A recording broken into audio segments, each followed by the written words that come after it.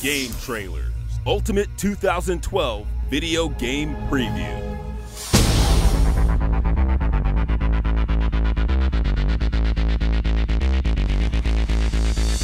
Welcome to Game Trailer's first annual Ultimate Gaming Preview for 2012. Split up by genre, we're kicking things off with one of the most prevalent game types in the industry, the action-adventure.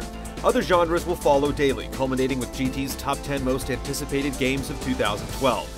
That's not all. For the first time ever, we'll be posting a poll on GT's official Facebook page, allowing you to vote for your most anticipated 2012 release. Then we'll create a video that counts down the 10 games that receive the most love.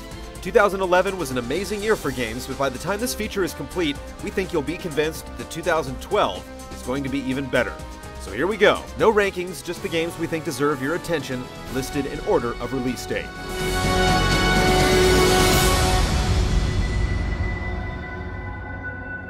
Ninja Gaiden 3.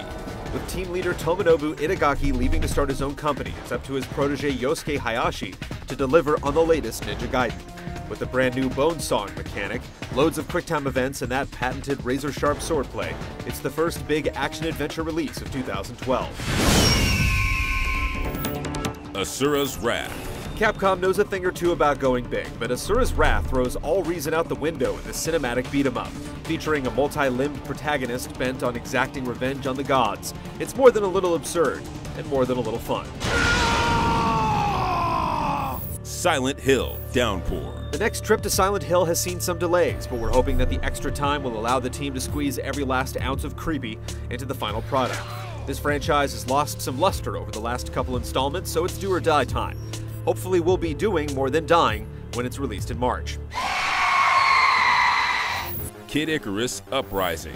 The franchise that everyone has clamored for over the past 10 years is finally getting an update on the Nintendo 3DS. Featuring a mix of aerial and ground-based combat, Pit's revival isn't as essential as we initially thought, now that the 3DS has found its footing. Even so, Nintendo is hoping this cinematic stunner can keep the momentum going. Dragon's Dogma. Capcom's action-adventure has been flying under the radar, but we find ourselves more impressed with it every time we see it. Exuding some of that hard-to-quantify charm that games like Dark Souls possess, we have a feeling that this could be a sleeper hit early in 2012. The high fantasy setting may seem a bit generic, but it presents a serious challenge, and its pawn system allows you to nurture and grow your teammates. Prototype 2. The original Prototype is a mindlessly fun game and the best superhero game that doesn't feature one.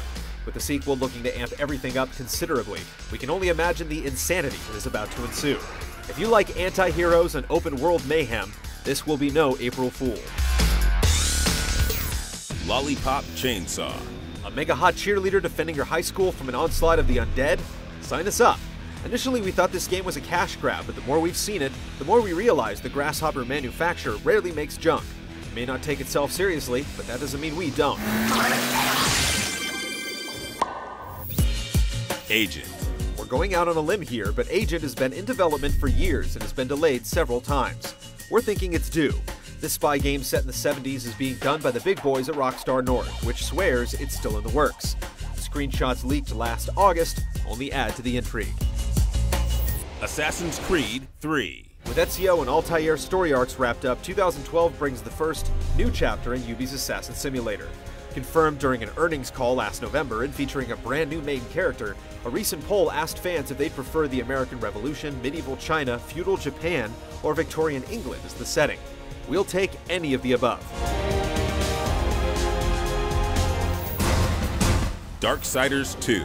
The first Darksiders surprised just about everyone with its high quality and impressive sales. It seems there's room for more than one Zelda-type game in the industry, and THQ is happy to step up and fill the void. Main character War steps aside for the next Horseman of the Apocalypse, Death, as he tries to save humanity in this highly anticipated action RPG. Devil May Cry. It's been quite a while since a game riled up fans like the new DMC has. With a brand new look for Dante and Ninja Theory pulling its strings, few have been able to get past the semantics to give it a fair shot. Now that more and more gameplay footage is being released, we have a feeling that a lot of frowns will be turned upside down at the end of the year. My name is Dante. Grand Theft Auto 5. The king of open world games finally returns to reclaim the throne with Grand Theft Auto 5. It's been almost 4 years since GTA 4, providing plenty of time for Rockstar to get all its ducks in a row. Set in the fictional Los Santos, where the pursuit of the almighty dollar trumps all, the reimagining of Southern California allows for beaches, mountains, and urban sprawl in one location. Details are sparse, and there's a chance it slips to 2013, but if it makes it this year, it's hard to imagine any other action-adventure game being a bigger deal.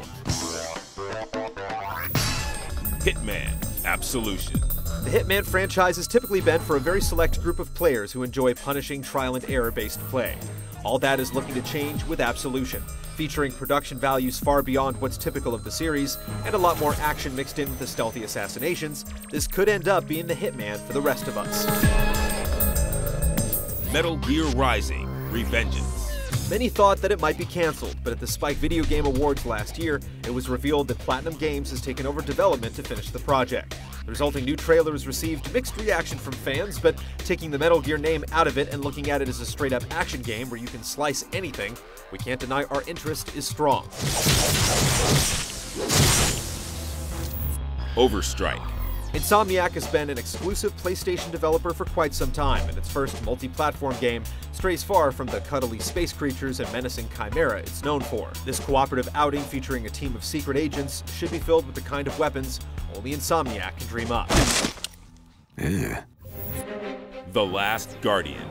The old saying goes, fool me once, shame on you, fool me twice, shame on me. But whose fault is it the third time? This game has bounced around our lists for years now, and quite frankly, we almost didn't include it. By the way we figure, either the game comes out this year or it never comes out.